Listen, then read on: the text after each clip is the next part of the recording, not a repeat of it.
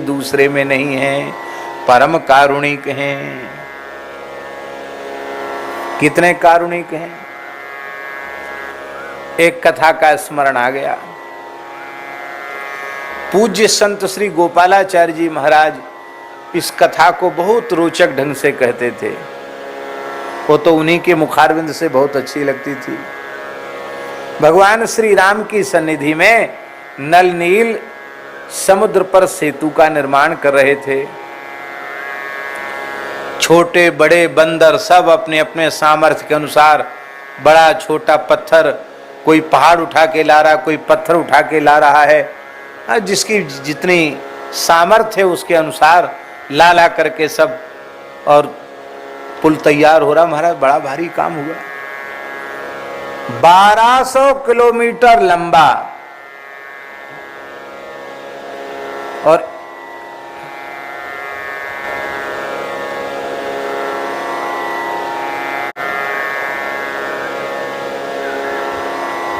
शतयोजन विस्तीर्णम 10 योजन मायतुम। 10 योजन माने 40 कोस, 120 किलोमीटर चौड़ा और 1200 किलोमीटर लंबा पुल बनाया गया।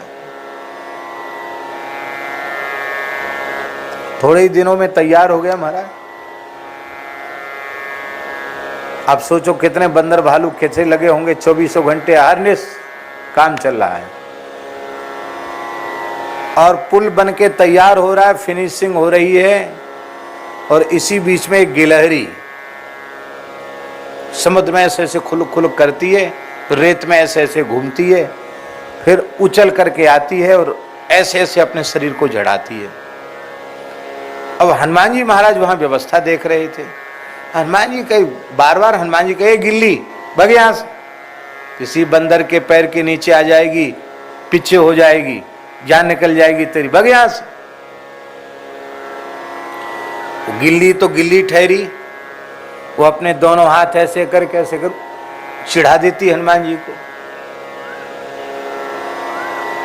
हनुमान जी को चिढ़ा देती वो अपनी भाषा में मानो हनुमान जी से कहती कि आप लोग इतने बड़े बड़े काम कर रहे हो, हम छोटे, क्या हम राम जी की सेवा नहीं कर सकते? हम भी तो राम जी की सेवा कर।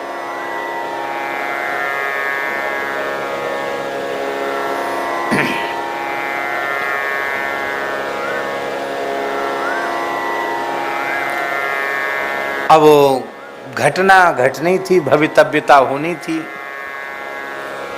वो उस गिलहरी की पूंछ का थोड़ा सा एक कोना हनुमान जी के पैर के अंगूठे से थोड़ा छू गया। वो हनुमान जी पर्वताकार हनुमान जी ने छू गया, उसी से बेचारी की पूंछ थोड़ी सी घायल हो गई। चिचियाई बेचारी, चिक चिक चिक चिक चिक चिक किया गिल्ली ने। हनुमान जी, अरे क्या चिक चिक, ये पैर के नीचे इसकी पूंछ आ गई।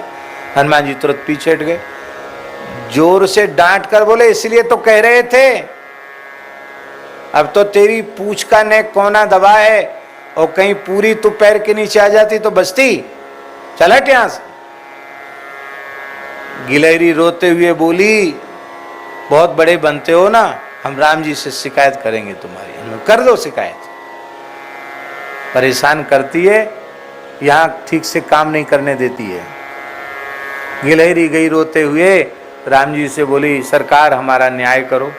कहो क्या बात है? राम जी को बड़ी करुणा आई, कहो क्या बात है? तो गिलहरी बोली कि पहले आप जो है ना, एक बंदर है बहुत बड़ा, उस बंदर को दंड देने का वचन दो।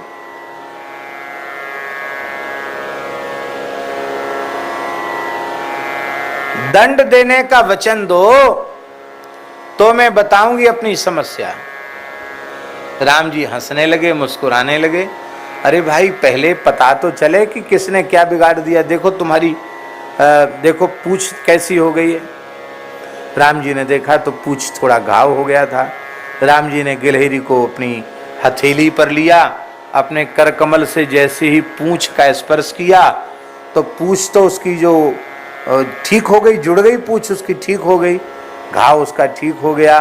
गिलहरी बहुत खुश हो गई। राम जी ने बड़ा प्यार दुलार करके धीरे से 3 उंगली ऐसे उसकी पीठ पर फेर दी। तो कहते पहले गिलहरी की पीठ पर कोई चिन्ह नहीं था, राम जी ने 3 उंगलियां फेर दी तो अब वो छाप लग गई। मानो राम जी ने कह दिया कि अब तुम निर्भय हो जाओ, अब हमारी मोहर लग गई है तेरे ऊपर, मेरा करकमल पड़ गया है। अब गिलहरी बहुत खुश हुई, बोले प्रभु आपने समाधान तो किया, लेकिन जिस बंदर ने मुझे दंड दिया उसको दंड आपको देना पड़ेगा। बुलाओ, कौन सा बंदर है बुलाओ। गिलहरी उछलती कूदती हुई गई, बोले चलो अब चलो, अब बड़े दरबार में हाजिरी होगी तुम्हारी, चलो। हनुमान जी भी हंसने लगे कि ये खूब खेल कर रही छोटी सी गिलहरी। हनुमान जी गए, दोनों का पक्ष सुना, हनुमान जी का पक्ष सुना। हनुमान जी ने कहा महाराज मैंने इसको, भगवान मैंने उसको बार बार मना किया था, इतने बंदर हैं, ये तो मैं बचाता रहा इसको, पता नहीं किस बंदर के पैर के नीचे पड़ जाती, तो मैं इसको बचाता रहा, लेकिन अब बचाते बचाते भी धोखे से इसकी पूंछ आ गई, आपने कृपा करके इसको ठीक कर दिया, तो इसमें हमारी क्या कमी है, क्या गलती है? पहले इसी से पूछो ऐसा क्यों कर रही थी। गिलहरी बोली ये जो हनुमान जी है ना, जिनको आप कहते बड़े बुद्धिमान बड़े ज्ञानी नाम अग्रगण्य में, इनमें बुद्धि रत्ती भर भी नहीं है। ये इतने बड़े हैं लेकिन बुद्धि इनमें इतनी भी नहीं है। अब मैं इतनी छोटी सी हूं लेकिन मुझ में बुद्धि बहुत अधिक है। राम जी हंसने लगे, बोले तुम में क्या बुद्धि है, तुमने क्या सोचा? बोले सरकार इतना बड़ा पुल बना और पत्थरों को जोड़ दिया गया, आपके सरकार चरण कितने कोमल हैं, आप 1200 किलोमीटर चलेंगे ये ऊबड़ खाबड़ पत्थरों पर, आपके चरणों में कितनी पीड़ा होगी। इसलिए मैंने विचार किया कि मैं ज़्यादा तो सामर्थ्य मुझ में है नहीं, मैं अपने शरीर को गीला करके थोड़ी समुद्र की रेत शरीर से लगा के रेत झाड़ झाड़ करके कुछ मार्ग को कोमल बनाने का प्रयास कर रही थी, जिससे आपके चरणों को पीड़ा न हो। हनुमान जी उसके भाव को सुन करके सजल हो गए।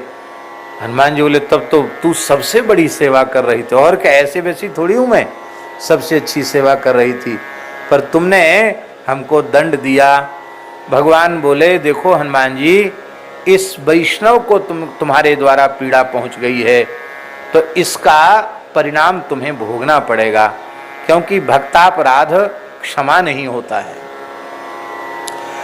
इसकी पूंछ तुम्हारे पैर से दबने से खंडित हुई तो एक बार तुम्हारी पूंछ भी खंडित हो जाएगी।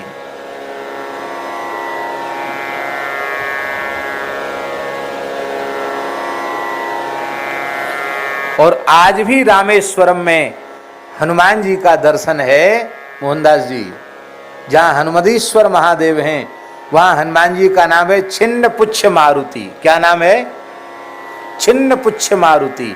जब भगवान श्री राम रामेश्वरम स्थापना करने लगे तो भगवान ने कहा कि जाओ शिवलिंग, कैलाश से शिवलिंग लेकर के आओ, और हनुमान जी महाराज कैलाश गए, भगवान शिव से शिवलिंग लेकर के आए, लेकिन आने में थोड़ा विलंब हो गया और रामेश्वरम स्थापन का मुहूर्त जा रहा था, इसलिए भगवती श्री किशोरी जी ने अपने करकमल से बालुका का शिवलिंग बनाया।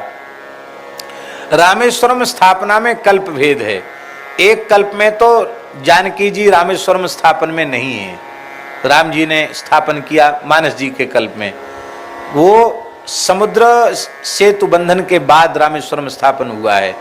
और दूसरे कल्प के अनुसार रामेश्वरम स्थापन रावण वध के पश्चात हुआ है।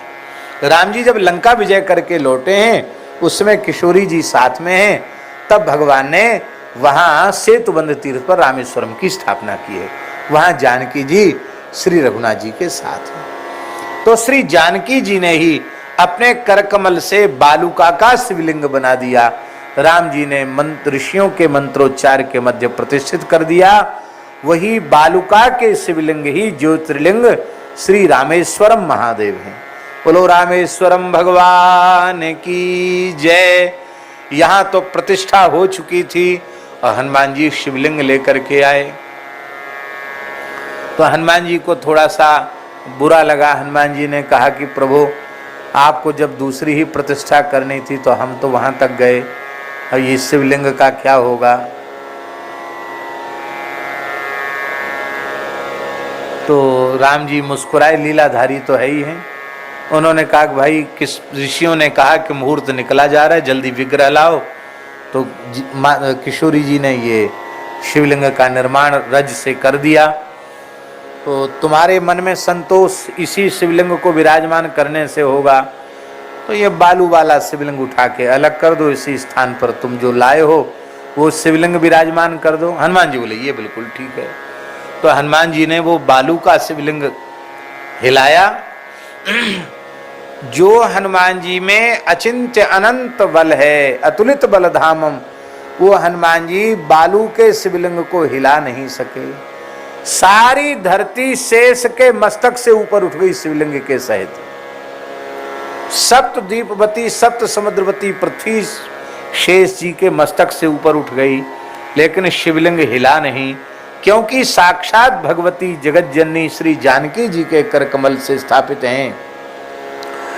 उपजहि जासु अंश गुण खाने, अगणित लक्ष्मी उमा ब्रह्माणी।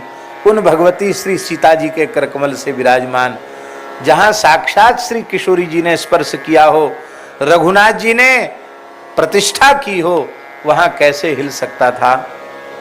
तो हनुमान जी ने सोचा कि ऐसे नहीं हिले तो थोड़ा पूंछ की ताकत लगाएं, क्यों पूंछ में सबसे ज्यादा बल है। जो काम किसी से नहीं होता वो हनुमान जी की पूंछ से हो जाता। तो हनुमान जी ने पूंछ से शिवलिंग में लपेटा लगाया।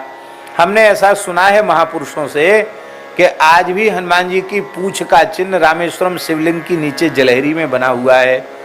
तो पूंछ का लपेटा लगा करके हनुमान जी ने एक झटका लगाया तो फिर धरती पूरी उठ गई, लेकिन शिवलिंग तो हिला नहीं और हनुमान जी की पूंछ छिन्न हो गई, टूट गई पूंछ हनुमान जी की। हनुमान जी मूर्छित हो गए। समय श्री रघुनाथ जी ने कर कमल पधराया और श्री जानकी जी ने उनकी टूटी हुई पूंछ को पुनः स्पर्श करके जोड़ दिया। कहा तुम छिन्न पुच्छ मारुति के रूप में यहाँ विराजो और उन तुम्हारे बगल में ये शिवलिंग रहेगा। आज भी वो शिवलिंग विराजमान है, उनका नाम है हनुमदीश्वर। आगे कल्प में जब रामावतार होगा तो हम ज्योतिर्लिंग के रूप में तुम्हारे द्वारा लाए हुए इसी शिवलिंग की पूजा करेंगे, हैं? तब तक ये हनुमदीश्वर के नाम से पूजित होंगे और बाद में इन्हीं को रामेश्वरम का स्वरूप मिलेगा। तो आज भी रामेश्वरम दर्शन करने के बाद, हनुमदीश्वर और छिन्न पुच्छ मारुति का दर्शन करने के बाद ही रामेश्वरम का दर्शन पूर्ण होता। दर्शन किए ना हनुमान जी शंकर जी के छिन्न पुच्छ मारुति। ये कारुणिक हम इसलिए कह रहे हैं कि प्रायः लोगों में जिनसे स्वार्थ अपना होता है उनके दुख को देखकर तो करुणा आ जाती है, पर गिलहरी जैसे छोटे प्राणी पर भी राम जी इतनी करुणा करते हैं कि हनुमान जी तक को दंड दे देते हैं, हनुमान जी को भी दंड दे देते हैं, ऐसी करुणा है।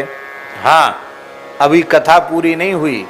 गिलहरी बोली कि इनको सजा दो, इन्होंने हमारा पैर पूंछ तोड़ी, इनको सजा दो।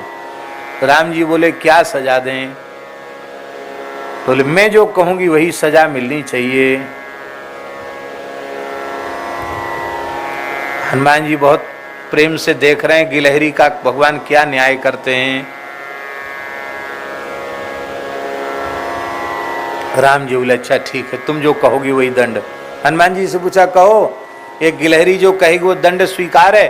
हनुमान जी बोले बिल्कुल सरकार, जो कहे सो, इसके संतोष जैसे हो। आपने इतनी कृपा इस पर कर दी, अब तो हम दंडोत प्रणाम करते गिलहरी को। महाराज कहो। गिलहरी बोली सरकार, जैसे इन्होंने अपने पैर से हमारी पूंछ दबाई है ना, आप अपना चरण उठाइए और जोर से इनकी मस्तक पर एक पैर मार दीजिए, चरण का प्रहार कर दीजिए, बस यही।